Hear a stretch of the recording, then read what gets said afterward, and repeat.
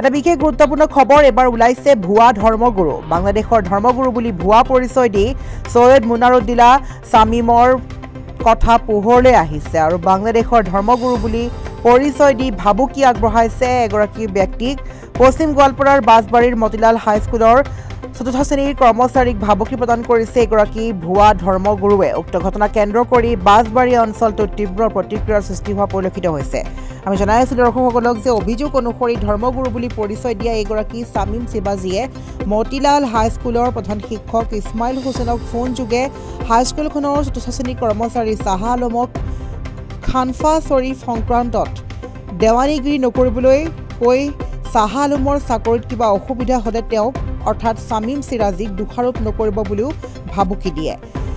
আৰু এই কথা মতিলাল হাইস্কুলৰ প্ৰধান শিক্ষকগৰাকীয়ে সংবাদ মাধ্যমৰ আগত মন্তব্য কৰে আন চাহা আলমৰ ওপৰত কিবা কৰিব পাৰে বুলি ফোনযোগে প্ৰধান শিক্ষকগৰাকীক ধৰ্মগুৰুগৰাকীয়ে কয় বুলিও মন্তব্য কৰিছে প্ৰধান শিক্ষকগৰাকীয়ে ইপিনে এই কথা প্ৰচাৰ হোৱাৰ লগে লগে সমগ্ৰ অঞ্চলটোত তীব্ৰ প্ৰতিক্ৰিয়াৰ সৃষ্টি হৈছে জানিব পৰা মতে 1942 চনত পশ্চিম গোৱালপাৰাৰ বাছবাৰীৰ পাখৰিতাৰীত বাংলাদেশৰ সৈয়দ আছাউদ্দিলা চিৰাজীয়ে সেই সময়তেই ধৰ্মীয় অনুষ্ঠান খানকা শ্বৰীফ প্ৰতিষ্ঠা কৰিছিল আৰু এই উজুহাততে তেওঁৰ পুত্ৰ এই মুনাৰুদ্দিলা শামীম চিৰাজীয়ে ভাৰতবৰ্ষৰ অসমৰ গোৱালপাৰালৈ সঘনাই আহে বুলি স্থানীয় লোকে প্ৰতিক্ৰিয়া প্ৰকাশ কৰিছে আনকি এই খানকা শ্বৰীফৰ অনুষ্ঠানত ভাং খোৱা আদি কেতবোৰ অপসংস্কৃতিৰ বৰ্তমানৰ এই ধৰ্মীয় অনুষ্ঠানটোৰ পৰিচালন সমিতিয়ে বন্ধ কৰি দিছে যাৰ ফলস্বৰূপে ভাং খোৱাসকলে ক্ষুব্ধ হৈ আছে বুলি জানিব পৰা গৈছে আৰু এইগৰাকী ধৰ্মগুৰুৱে সঘনাই ভাৰতবৰ্ষলৈ অহা কাৰ্যটো প্ৰশাসনক তদন্ত কৰিবলৈ দাবী উত্থাপন কৰিছে আচ্ছা আৰু যিজন আছে খানকা এই যে হেৰি আছে তেখেতৰ কি পীৰ কয় নে কি কয় শামীম চিৰাজী আপোনাক কিবা ফোন কৰিছিল বোলে তেওঁ ক'লে মই ক্লাছ কৰি থাকোঁতে ফোন কৰিছিল যে চাহ আলম আপোনাৰ ষ্টাফত চাকৰি কৰে কি পোষ্টত মই ক'লোঁ যে তেওঁ মেনুৱেল পোষ্টত চাকৰি কৰে আমাৰ খানকাত মানে দেৱানগিৰি আছে অলপ তেওঁক হাত দিয়ে যাতে দেৱানগিৰিটা নকৰে আমাৰ বহুত অসুবিধা হৈছে ঠিক আছে মই ক'ম আমিতো খানকাৰ লগত জড়িত নহয় আমি আমাৰ প্ৰতিষ্ঠান লৈ আমি ব্যস্ত হৈ আছোঁ তেওঁ অৱশ্য মেনুৱেল চাকৰি কৰে তেওঁক কৈ দিম আৰু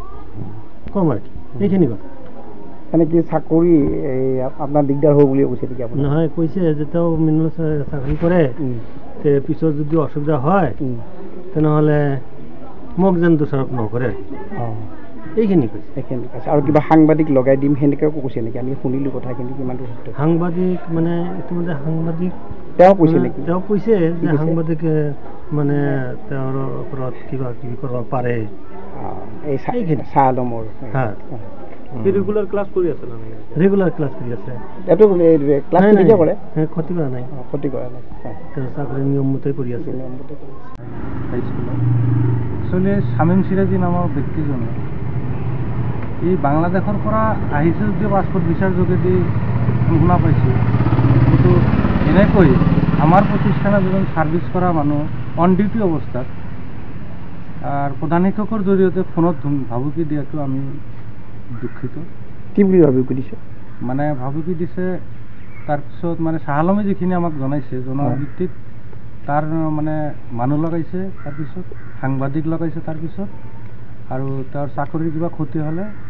মানে পিছত যাতে নকয় কোনে ক'লে এইখিনি কথা কৈছে শামীম চিৰাজী তাৰ একচুৱেল নামটো হ'ল মুনিৰুদ্দৌলা শামীম চিৰাজী ই বাংলাদেশৰ নাগৰিক ইয়াতে অসমত আহিছে ইয়াত ধৰ্মীয় গুৰু হিচাপে পৰিচিত কিন্তু ধৰ্মীয় গুৰু এজনৰ ইমান খঙাল এটা খঙাল মনোভাৱতে ধৰ্মীয় গুৰু মানে ই নহয় তেওঁ অসমত বা ইণ্ডিয়াত কিমান দিনৰ পৰা আছে অসমত আমি জনামতে 1 মাহ ধৰি আকৌ আহিছে ইয়াৰ আগতো এবাৰ আহিছিল 3 মাহ আছিল এনেকৈ মাজে মাজে আহি থাকে বছৰত প্ৰায় ধৰি লওক 6 মাহ ভাৰতবৰ্ষত আহে 6 মাহ ভাৰতবৰ্ষত আহিলে আমি একচুৱেলি ভিছাৰ নিয়ম কাৰণটো সিমান নাজানো আমি সাধাৰণ মানুহ হিচাপত নিয়ম কাৰণ 6 মাহ কি ভিছা লৈ আহে সন্দেহ আছে তেখেতক কিয় ভাবুকি দিয়া বুলি ভাবুকি দিয়াৰ অৰ্থটো হ'ল কি একচুৱেলি শামীম চিৰাজীয়ে দেউতাকৰ যিটো প্ৰতিষ্ঠান তাত আমি ভাং খোৱা বন্ধ কৰি দিয়াৰ কাৰণে প্ৰতিষ্ঠানটো কি প্ৰতিষ্ঠান পাখৰিটাৰী খানকা শ্বৰীফ ভাং খোৱা বন্ধ কৰি দিয়াৰ কাৰণে তাতে এটা কিবা এটা মানে পৰিৱেশৰ বিনষ্ট পৰিৱেশ হৈছিল তাতে আমি এটা কমিটি নতুনকৈ কমিটি বনাই লৈছোঁ আৰু শ্বাহ আলমক সেই কমিটিত এটা সম্পাদক হিচাপে আমি বাছনি লৈছোঁ এই সম্পাদক হিচাপে লোৱাটোৱে মানে আৰু সি শ্বাহ আলম অহাটোৱে তাৰ কাৰণে অপৰাধ হৈ গ'ল মানে আপোনালোকে কমিটি গঠন কৰাৰ পিছত আপোনালোকে ভাং খোৱা বন্ধ কৰি দিছোঁ আৰু যিটো সমাজ বিৰোধী যিবিলাক কাম এইবিলাকো বন্ধ কৰি দিছোঁ আমাৰ তাতে সেইবিলাক মানে পৰিৱেশ বিনষ্ট যাতে নহয় আমি তাৰ বাবে অঞ্চলবাসী ৰাইজে সতৰ্কতা অৱলম্বন কৰি এইবিলাক বন্ধ কৰি দিছোঁ ইয়াৰ পৰিপ্ৰেক্ষিতত মানে যিটো ইনকাম পলিচি মানে যে ভক্তবিলাকৰ পৰা যিটো পইচা কালেকশ্যন কৰে টকা কালেকশ্যন কৰে আৰু পলিচিও এইটো এই পলিচিত ব্যাঘাত জন্মাৰ স্বাৰ্থত এই ধুমকিটো প্ৰদান কৰিছে এই শ্বাহ আলম আপোনালোকে এতিয়া কি আপোনালোকৰ কেনেধৰণৰ প্ৰতিক্ৰিয়া আমাৰ প্ৰতিক্ৰিয়াৰ মাজত আমি এই মানুহজনৰ ওপৰত অলপ প্ৰশাসনৰ পৰা হস্তক্ষেপ কৰি প্ৰশাসনৰ পৰা তেখেতক সোধপোছ কৰিব লাগে একচুৱেলি কি ভিছা লৈ আহিছে কিহৰ কাৰণে আহিল আপুনিও ভুগিছে নেকি গেছৰ সমস্যাত গেছ আৰু লিভাৰ ৰিলেটেড সকলো সমস্যাৰ একমাত্ৰ সমাধান গেষ্ট্ৰচিটি বডজম এচিডিটি ফেটি লিভাৰ পাইলছকে আদি কৰি ভিন্ন গেছৰ সমস্যাৰ সমাধানৰ বাবে কেৱল আপোনাৰ কাষত গেষ্ট্ৰচিটি